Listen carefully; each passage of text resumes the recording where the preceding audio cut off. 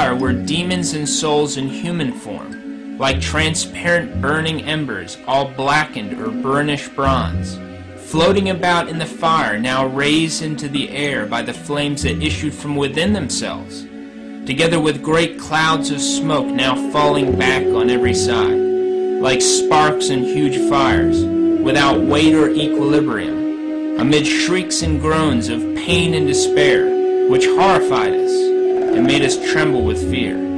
The demons could be distinguished by their terrifying and repellent likeness to frightful and unknown animals, black and transparent like burning coals. Terrified, we looked up at Our Lady, who said to us so kindly and so sadly, "You have seen hell, where the souls of poor sinners go.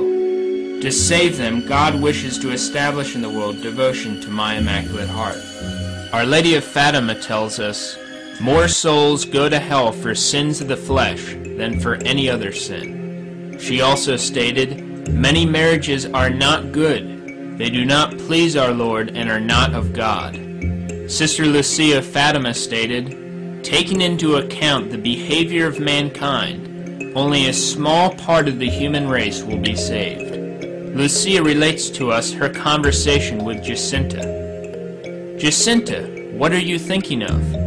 Jacinta replied, "About the war which will come. So many people will die and almost all of them will go to hell. Our Lord tells us that few are saved. Lord, are there few that are saved? But he said to them, Strive to enter by the narrow gate, for many, I say to you, shall seek to enter and shall not be able." Luke 13:23. "Enter ye in at the narrow gate, for wide is the gate and broad is the way that leadeth to destruction, and many there are who go in thereat. How narrow is the gate and strait is the way that leadeth to life, and few there are that find it." Matthew 7:13. 1 Peter 4:18 says, "And if the just man shall scarcely be saved, where shall the ungodly and the sinner appear?" It is not that God does not love men, but men do not love God. It is not so much what men do, but what they fail to do that sends them to hell. It is not so much that they were bad, but more the case that they weren't good enough. On the Last Judgment, we will first describe the resurrection of the good, and then that of the damned. Awakened by the solemn sound of the trumpet, all the souls of the just will come down from heaven, and accompanied by their guardian angels to take themselves to the spot where their remains were interred. The graves will be open, and in them the bodies will be seen lying, incorrupt but yet lifeless. The body of every good man will rest in the grave as if he were asleep. Then through the power of God, the body will be reunited to the soul, and in that same instant return to life.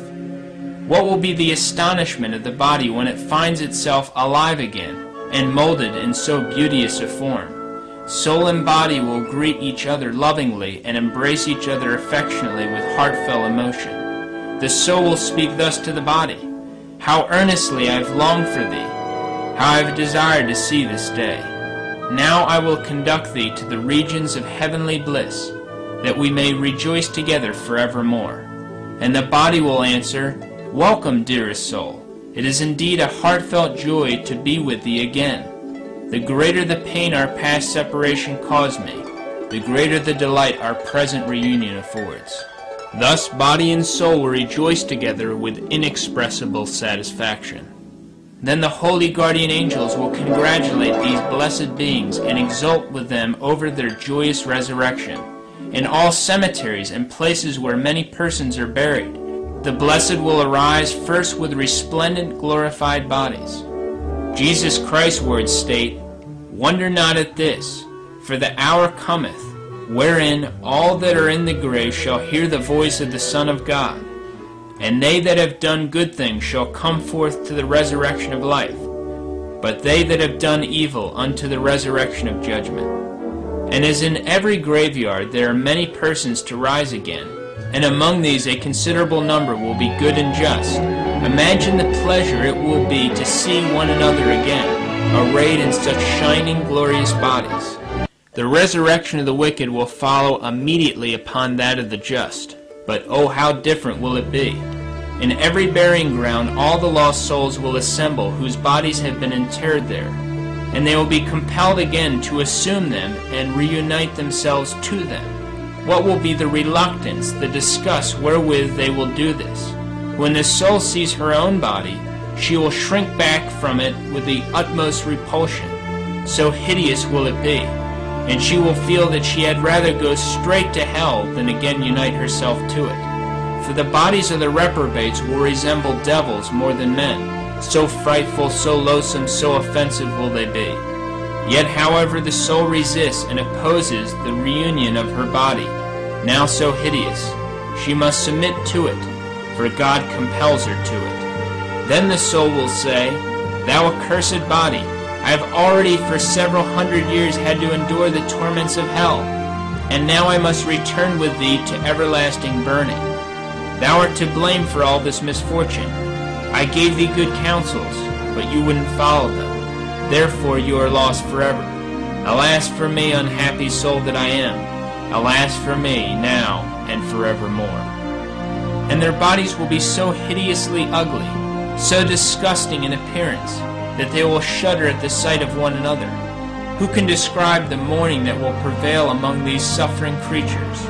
Bethink thyself, whoever you are who hears this, what awful despair would seize upon thee if thou were among the number of these lost souls. Alas, what have we done? Woe to us, most miserable ones! Cursed be thou, my wife, who did provoke me to sin. Cursed be you, my children, who are the cause of my damnation. Cursed be you, my friends and acquaintances, for you are the occasion of this calamity that has come upon me. Cursed forever be all those who have been partners of my life and partners of my sin.